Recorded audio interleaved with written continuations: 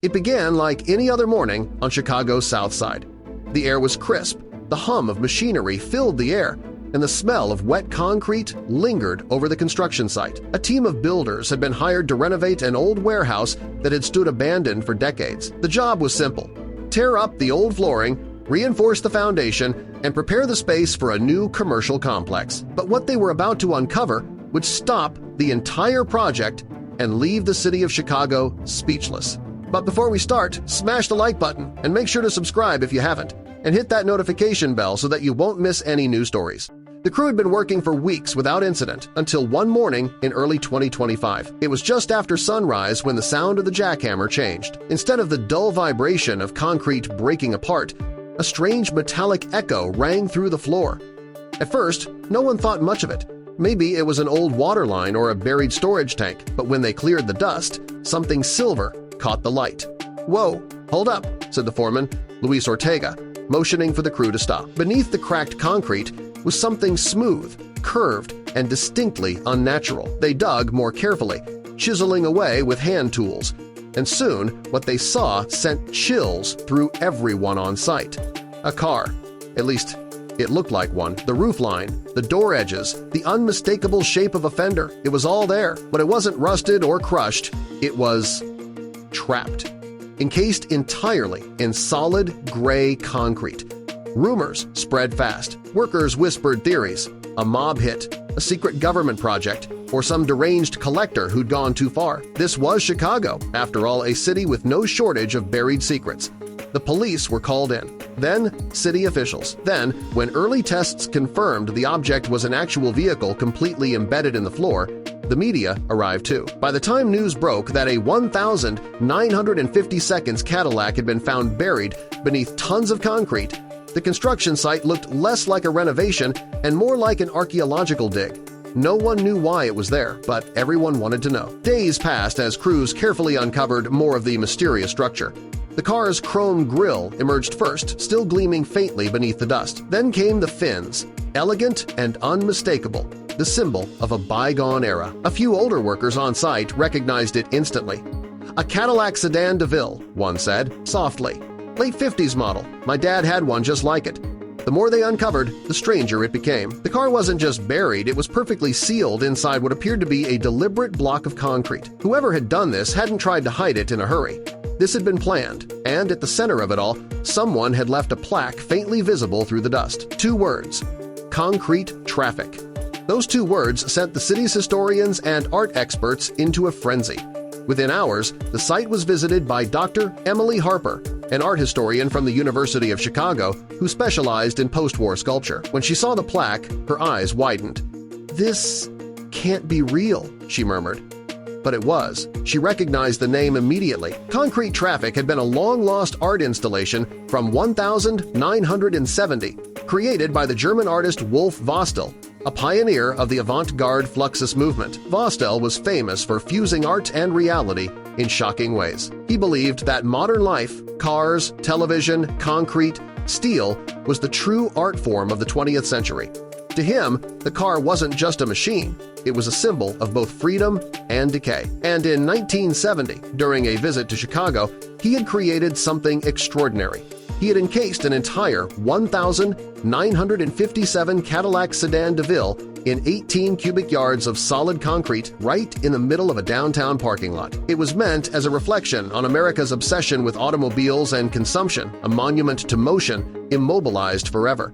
But somehow, over the years, the location was lost. The structure was moved several times, reportedly damaged, and eventually forgotten.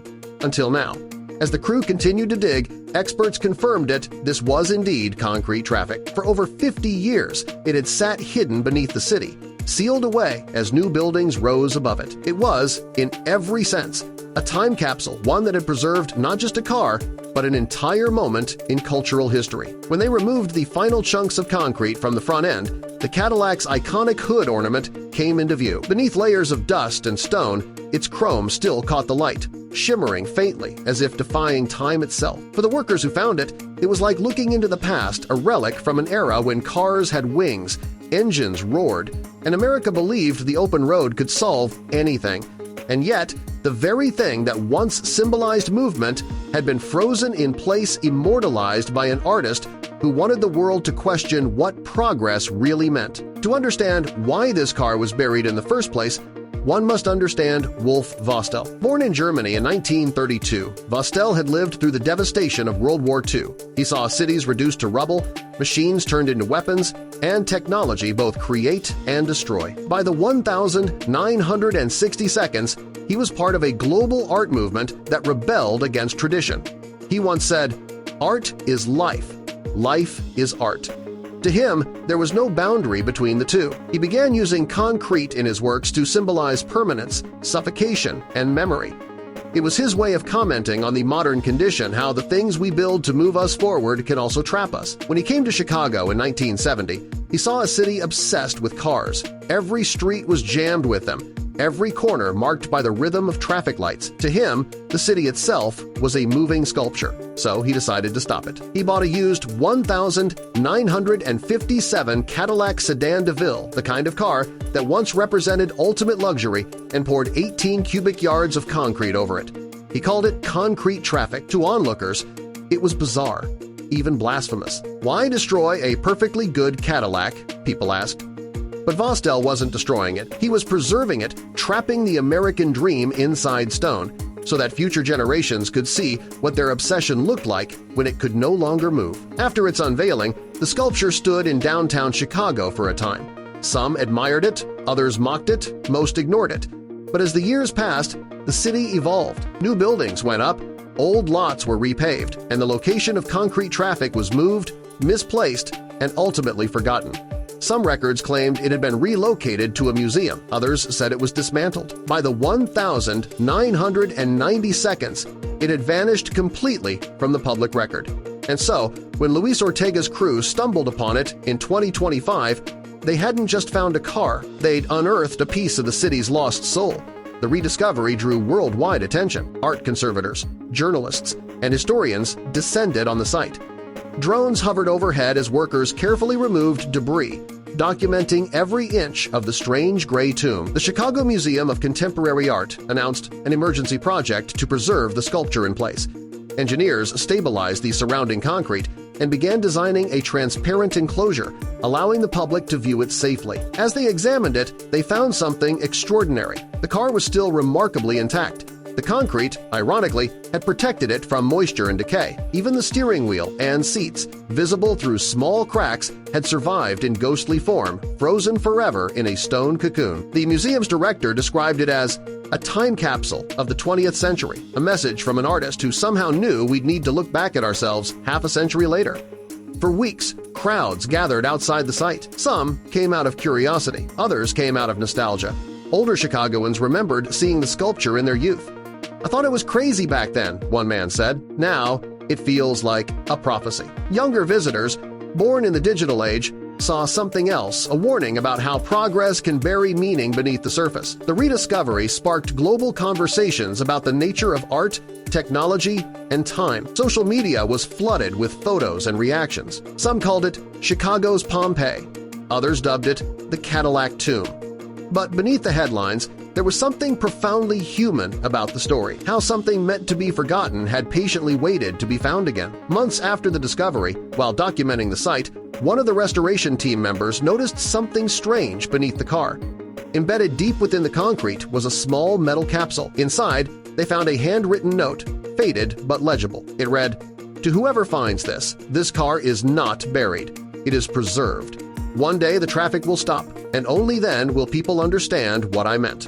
Wolf Vostell, 1,970. The words struck everyone who read them. He hadn't just created an art installation. He had left a message, one that took 55 years to deliver.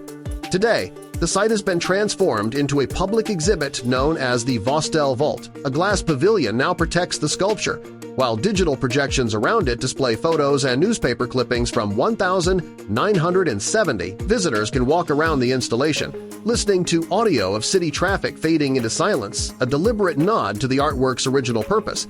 Schools take field trips there, Tourists stop by, artists leave flowers or small toy cars at the base as tributes. The rediscovery of concrete traffic has done more than unearth a piece of art. It's reminded people of something deeper, that even in our race toward the future, we bury parts of ourselves along the way. The Cadillac, once a symbol of speed and success, now sits motionless, a monument to reflection, and those who stand before it can't help but wonder what else lies hidden beneath their cities, beneath their lives, waiting for someone curious enough to dig. In interviews, Luis Ortega, the builder who first struck the metal, often reflects on that day. "I used to think we were just pouring concrete," he says quietly.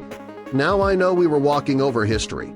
He keeps a small piece of the broken concrete on his desk at home, not as a souvenir, but as a reminder that sometimes the things we cover up, whether by accident or design, are the things that end up defining us most. And as the sunlight hits the encased Cadillac through the glass walls of its new home, the reflection flickers like a heartbeat, frozen in stone, yet somehow still alive. Because Wolf Vostell was right. Art doesn't die.